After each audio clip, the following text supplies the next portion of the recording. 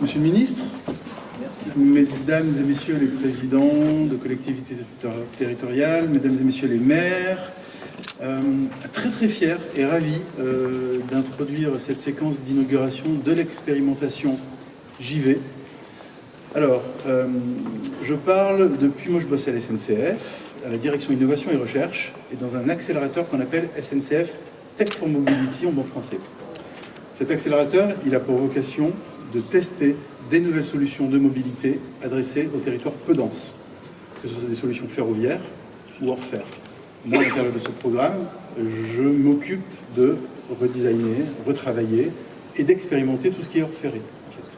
Mais on travaille sur des trains très légers pour réactiver des petites lignes dans des territoires ruraux. C'est la 4e expérimentation JV qu'on lance. On fait des expérimentations sur des nouveaux types de covoiturage, sur du transport à la demande, sur des nouveaux mobiliers ruraux qui activent des mobilités plus actives, marche, vélo. Et donc on inaugure aujourd'hui une expérimentation pour 6 mois qui s'appelle JV, sur un socle de transport à la demande qui va circuler sur le territoire du pays de Meaux et du pays de l'Ourcq.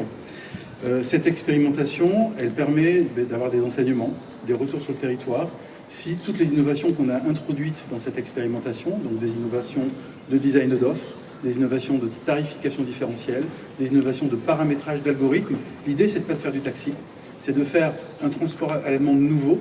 Le transport à la demande, c'est quelque chose qui existe déjà sur le territoire et il est designé comme il l'est par une autorité organisatrice. Nous, on cherche à expérimenter quelque chose de nouveau, encore une fois, pendant 6 mois et d'en tirer des bénéfices d'enseignement.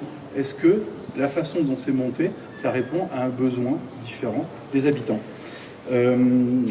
Il faut que je vous dise que cette expérimentation, elle est lauréate d'un appel à manifestation d'intérêt dit Territoire Nouvelle Mobilité. Donc on a une subvention de l'ADEME pour nous aider sur cette expérimentation et un label France Mobilité.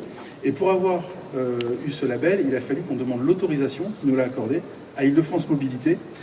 Et ça, c'est une grosse fierté de notre part, puisqu'il y a très peu d'expérimentations qui sont autorisées par Île-de-France Mobilité. On en est une.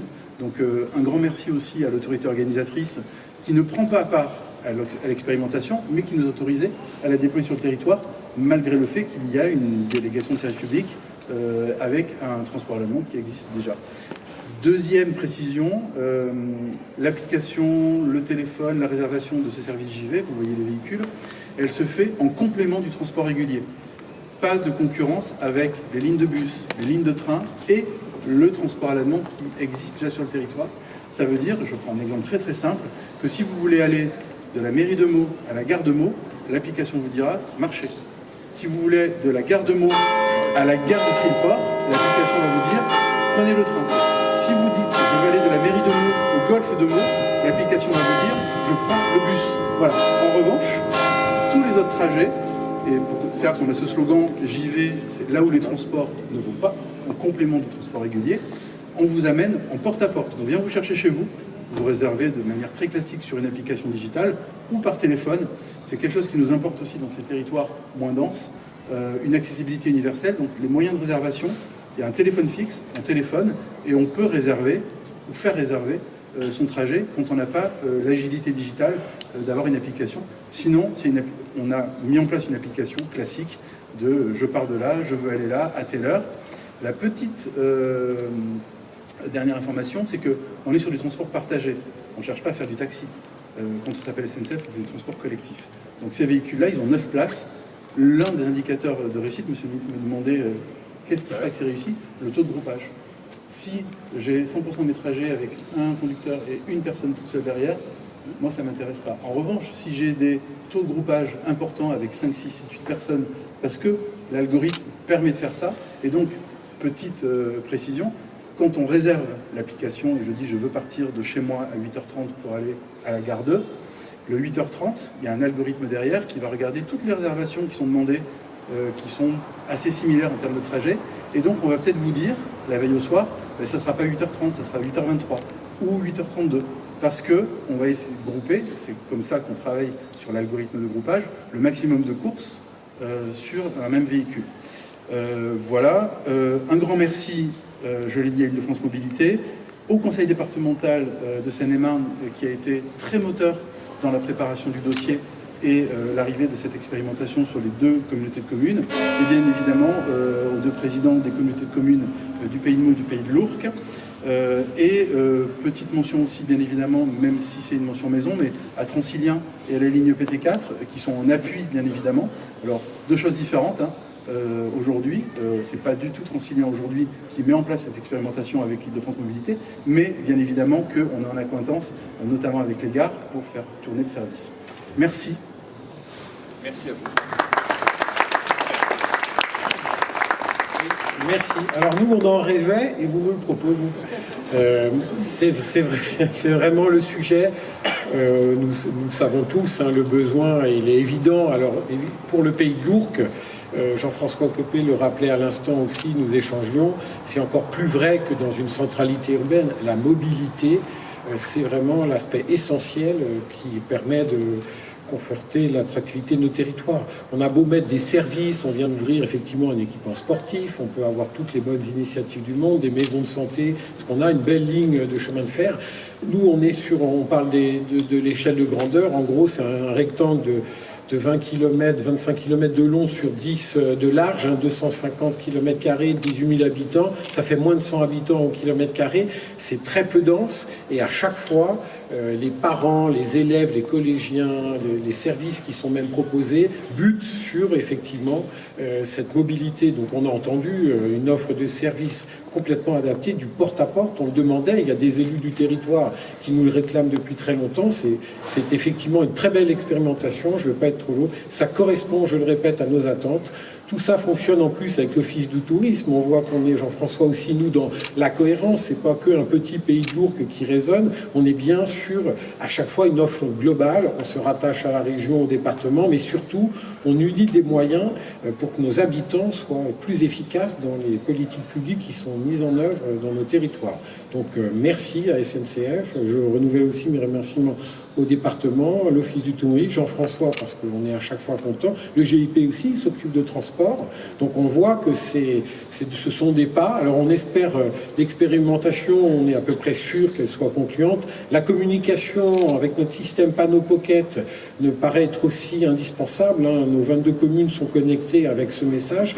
On en a aussi un petit peu échangé brièvement. Ça va être le succès de l'expérimentation, c'est pas le besoin, c'est la façon dont on va être capable d'effectivement de l'apporter en connaissance de nos citoyens, et ils y répondront de 2 à 5 euros. Je peux vous dire que c'est imbattable. Donc voilà, j'espère que ça va bien se passer, et puis très content de participer. Le besoin est là. Merci. Merci Pierre, et je suis très heureux de saluer mes amis élus qui sont là des 2 communautés du Pays de Meaux et du Pays de l'Ourcq. Et puis moi aussi, je voudrais évidemment vous remercier, parce que je trouve que c'est vraiment une très belle idée. Je suis très fier pour nous, hein, qu'on ait été retenu pour cette expérimentation. Nous, on est très fans de faire toutes les expérimentations, parce que on aime bien ça, on aime bien essayer de tester des idées nouvelles quand on a des problèmes. On ne sait pas régler. Et je disais tout à l'heure, le transport à la demande, en fait, c'est un peu un trou dans la raquette pour nous. On a un vrai problème, on ne sait pas le faire. Alors, on ne sait pas le faire. On bricole, quoi. Mais quand on est sur Meaux, il n'y a pas de difficulté.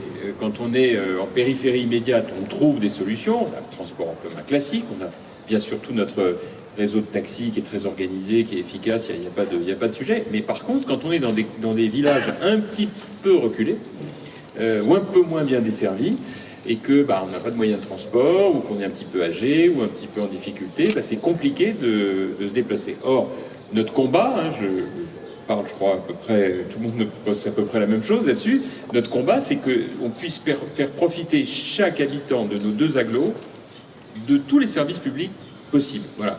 Évidemment, dans le domaine de l'emploi, dans le domaine de l'entertainment, de la culture, du spectacle, du sport, des activités ludiques sous toutes leurs formes, ou familiales, et professionnelles bien sûr. Et dans ce domaine, c'est vrai que le transport à la demande, ça reste quelque chose qui répond à un vrai besoin, et que nous n'avons pas encore complètement comblé. Donc, pour ce qui me concerne, je pense que cette expérimentation arrive au très bon moment, et j'espère vraiment que ça va réussir. Et si j'ai tout à l'heure... je Je vous ai demandé tout à l'heure qui était le critère pour dire que ça marchait ou que ça marchait pas. C'est d'abord parce que je voudrais vraiment que ça marche et qu'on puisse le poursuivre.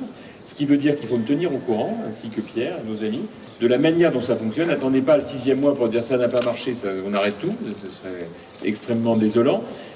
Donc il faudrait qu'on puisse de manière très régulière, dès le 1er mois, savoir exactement où on en est. Moi, de toute façon, je suis un obsédé des compteurs. J'aime bien regarder tout ça. J'ai tous les soirs le nombre de visiteurs du musée de la Grande Guerre, tous les soirs le nombre de spectateurs du Majestic, là maintenant, depuis 15 jours. Là, tout ça. J'aime bien les indicateurs, la délinquance. J'aime bien voir où on en est, comment on progresse, etc.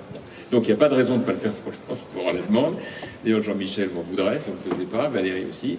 Donc on va surveiller ça de très près pour que ça marche et vraiment que tout le monde soit informé. Parce que la clé de voûte du système, on l'a tous compris, c'est que les gens soient informés. Je suis sûr que lorsqu'ils seront informés, ils banaliseront l'usage de ce service, soit en utilisant l'appli, soit dans un premier temps par voie manuelle. Mais je suis très très confiant sur le fait que dès qu'ils seront informés, ils l'utiliseront. Donc à nous de jouer et de passer le maximum l'info. Donc on va mobiliser, nous, tous les réseaux de communication du Pays de Meaux. Je pense que je vais sûrement faire la même chose sur le Pays de Lourdes. Elena, l'Office du tourisme, qui est l'objet de la fusion de nos 2 agglos, va naturellement, et c'est pas pour rien si on est ici avec nos amis de la confrérie du Pays de Meaux, évidemment le faire savoir urbi et orbi, et puis faire en sorte qu'on puisse vraiment réussir cette opération. Voilà. J'ai compris que ça avait marché dans la Sarthe. J'apprécierais qu'on fasse encore mieux à Meaux, parce que traditionnellement, on fait toujours mieux à Meaux que dans les Sarthe. Merci à vous, et vraiment, aidez-nous à réussir cette opération. Voilà, merci beaucoup.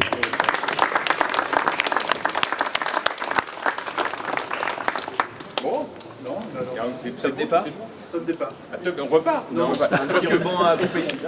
pour l'anecdote, l'appli, on voit qu'on n'est pas inscrit parce que sinon on nous aurait dit que vous n'allez pas prendre le bus pour faire la mairie de Meaux jusqu'à l'office du tourisme.